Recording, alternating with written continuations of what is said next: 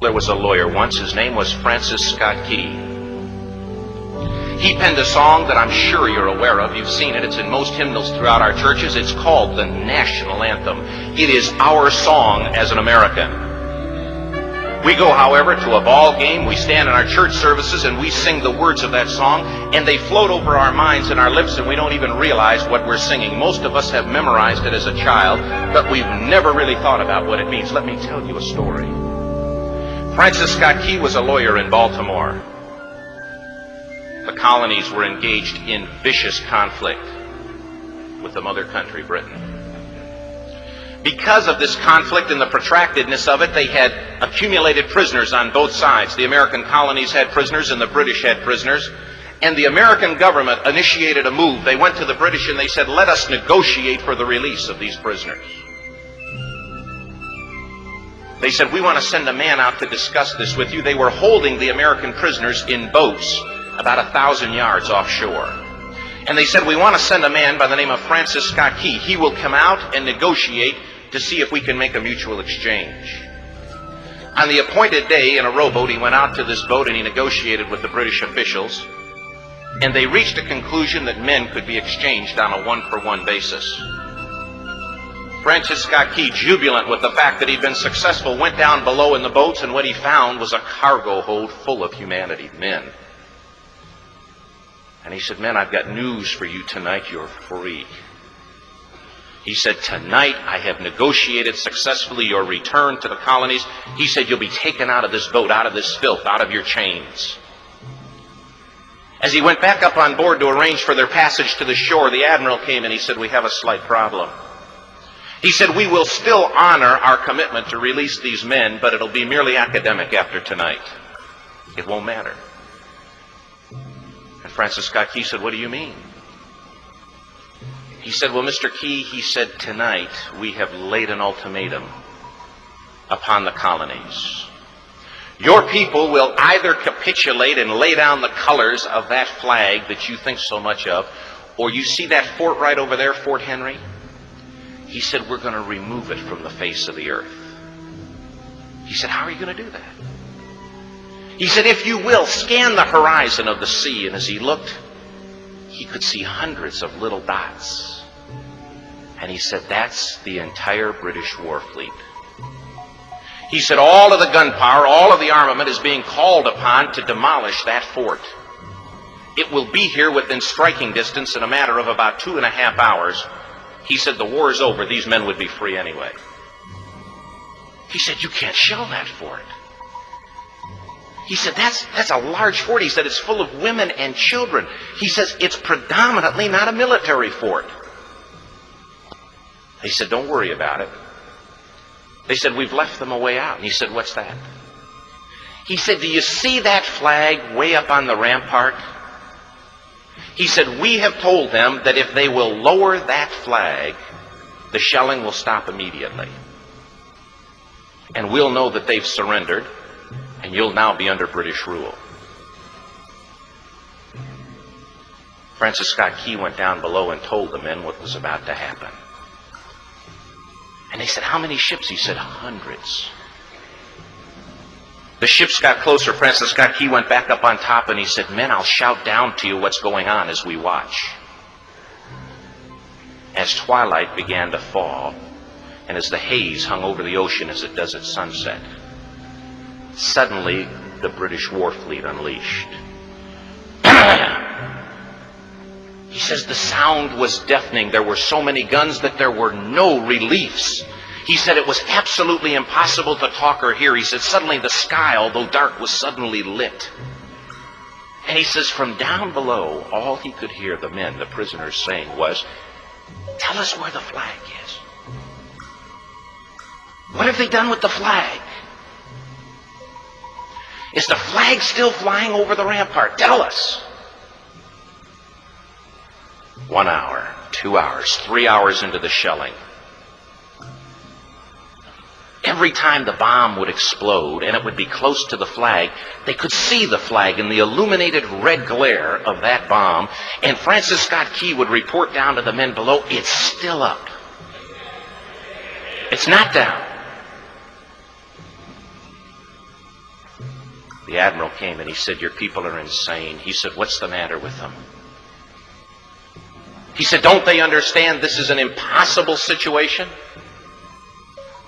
Francis Scott Key said he remembered what George Washington had said. He said, "The thing that sets the American Christian apart from all other people in the world is he will die on his feet before he'll live on his knees."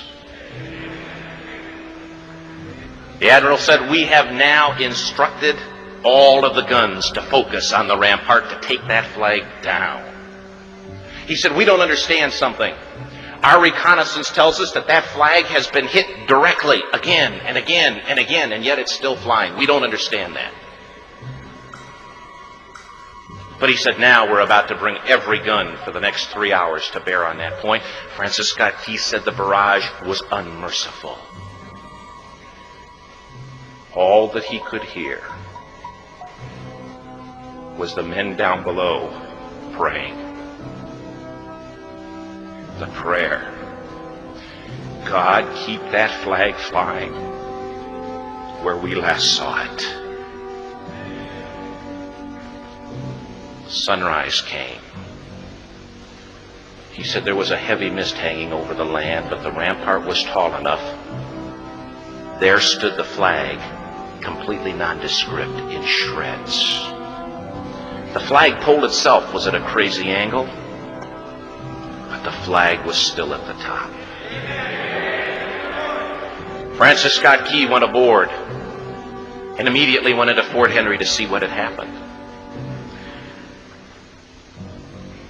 And what he'd found had happened was that that flagpole and that flag had suffered repetitious direct hits.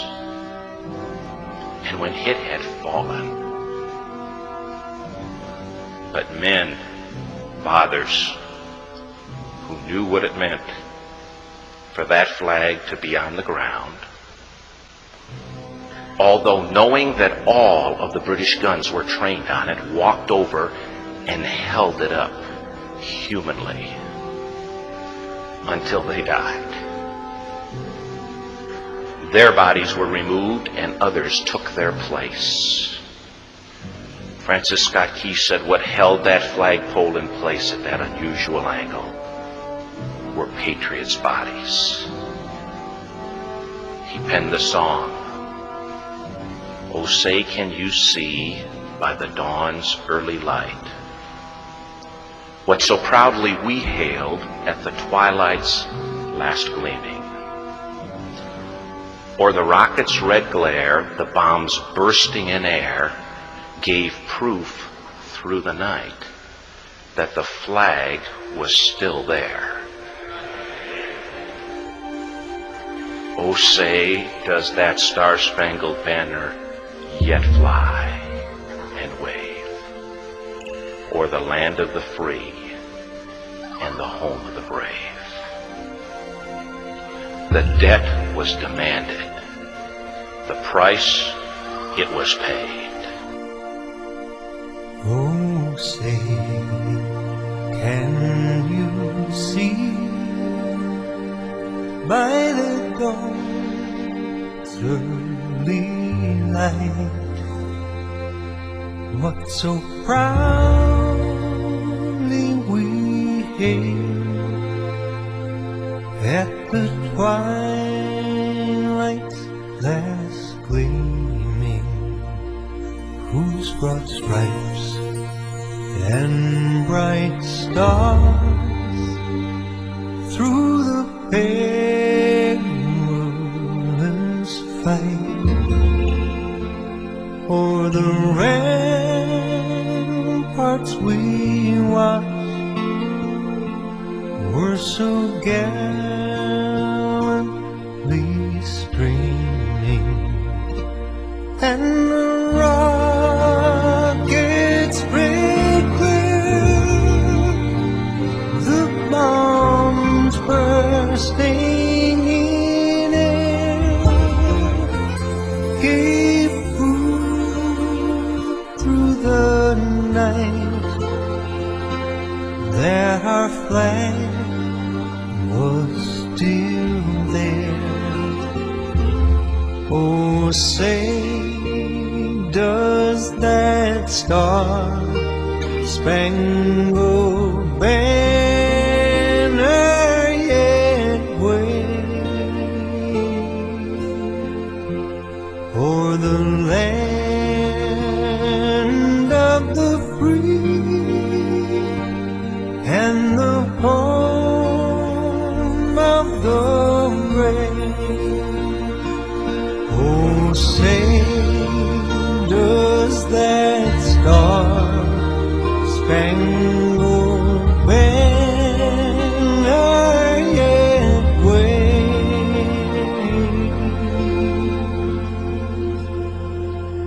o'er the land of the free and the home of the brave?